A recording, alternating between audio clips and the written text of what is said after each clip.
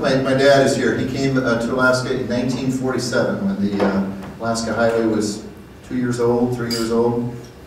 I learned my values from him, from my mother.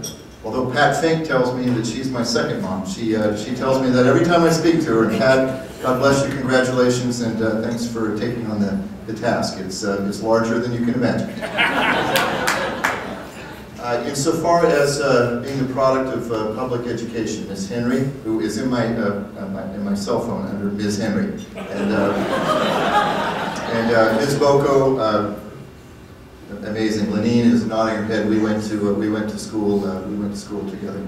I'm humbled by the honor, and I'm pleased with the accomplishment. It's what drove me to public service, and now what keeps me here is. See my friend Tyrone was, been my campaign manager 3 times. This is our fourth go.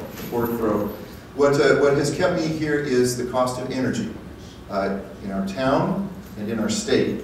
And I spoke to somebody from the Kenai today. They had a 3-hour town meeting. Energy was the issue in Kenai. Last night in the Mat-Su, energy was the issue of the Mat-Su. Senator Murkowski gave a remarkable presentation to the state legislature this week, and she talked about how we have to look to ourselves, how we have to solve our own problem. We can't wait for a large line. This town, the price of oil is at $80, closed at $80 on Friday. Great for the state treasury. We're going to have a big surplus this year. Not good for households across the state that are on diesel. I will remind you that Fairbanks is the largest, coldest community in the circumpolar globe still on diesel. And it can't survive, and we have friends out in rural Alaska who could be getting liquids, who could be getting propane. We could change the lives of Alaskan families.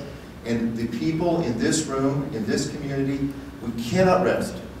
The people along the rail belt, we cannot rest until we have figured out how to deliver cheap energy to Alaskans that live here.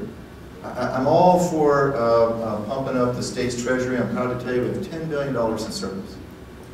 We've got to figure out how to deliver a higher standard of living and a lower cost of living to households across Alaska. And it's the most important mission that faces all the activists and all the active Republicans in this room, to tell our friends, to tell our neighbors, to tell Bernie Carl twice. How about a bullet line? How about a bullet line, Bernie?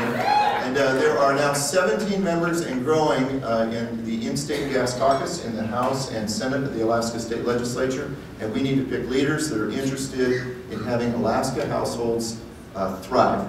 And that's what I care about the very most. The food bank is wonderful, but if we can lower everybody's energy bill by $300–400 a month, it allows the food bank to serve a different safety net, and many of us can be self-reliant and look after ourselves. So I thank you for the honor and for the privilege, and I will cherish this. It means more to me than you can just imagine. Thank you very much.